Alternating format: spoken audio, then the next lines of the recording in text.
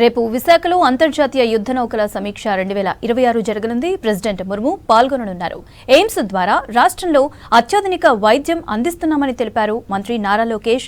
AP శాసనమండలిలో Tirumala laddu అంశంపై వాగ్వాదం జరిగింది. వైసీపీ నేతల ఆరోపణలపై మంత్రి అచ్చెన్న తీవ్ర ఆగ్రహం వ్యక్తం చేశారు. ఎన్డీఏ వచ్చాక రాష్ట్రంలో ఈగల్ స్థాపించి గంజాయి సాగును జీరో చేశామని చెప్పారు హోంమంత్రి వంగలపూడి అనిత. విశాఖలో పర్యటిస్తున్నారు రాష్ట్రపతి ద్రౌపది ముర్ము. ఐఎన్ఎస్ డేలో పాల్గొననున్నారు. రాష్ట్రపతికి governor justice Abdul Nazeer, deputy CM Pawan Kalyan స్వాగతం పలికారు. విశాఖ తీరంలో ఫిబ్రవరి 18న అంతర్జాతీయ యుద్ధ నౌకల సమీక్ష 2026 జరగనుంది. ఈ సమీక్షకు రాష్ట్రపతి హాజరు కానున్నారు.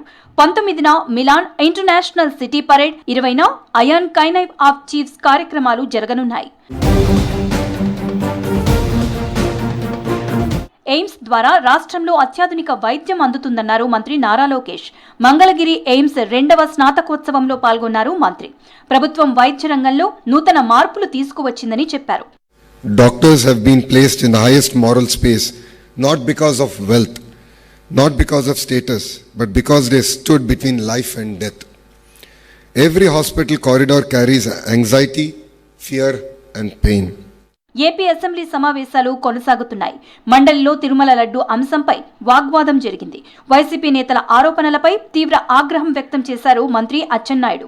హెరిటేజ్ సంస్థకు తిరుమల లడ్డు వ్యవహారానికి సంబంధం ఏంటని ప్రశ్నించారు. ఆధారాలు లేకుండా ఆరోపణలు చేయటమేంటని నిలదీశారు మంత్రి.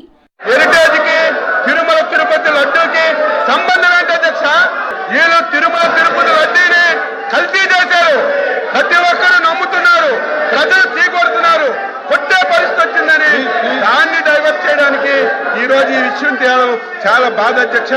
వైసీపీ హయాంలో రాష్ట్రం గంజాయి ఆంధ్రప్రదేశ్ గా మారిందన్నారు మంత్రి వంగలపూడి అనిత. ఎన్డీఏ సర్కార్ వచ్చాక ఈగల్ స్థాపించి గంజాయి సాగును జీరో చేశామన్నారు. ఇతర రాష్ట్రాల నుంచి గంజాయి రవాణా నిరోధించేందుకు ఏజెన్సీ ప్రాంతాల్లో కొత్తగా 35 చెక్ పోస్టులు ఏర్పాటు చేశామన్నారు.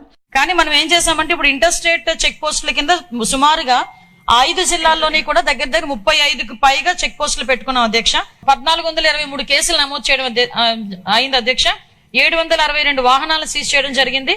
అరెస్ట్ అయిన వాళ్ళు 3515 మందిని అరెస్ట్ చేశాం. అన్నమయ్య జిల్లా మదనపల్లిలో 7 ఏళ్ల బాలిక హత్య కలకలం రేపుతోంది. సోమవారం అదృశ్యమైన రిషిక ప్రియా మృతదేహం గుర్తించారు పోలీసులు. నీరుగట్టువారిపల్లిలో బాలికను చంపి మృతదేహాన్ని డ్రమ్ములో దాచారు. సీసీ ఫుటేజ్ ఆధారంగా హత్య జరిగినట్లు నిర్ధారించారు. ఈ ఘటనపై ఉదయం నుంచి బాలిక కుటుంబీకులు, గ్రామస్తులు ఆందోళనలు కొనసాగిస్తున్నారు.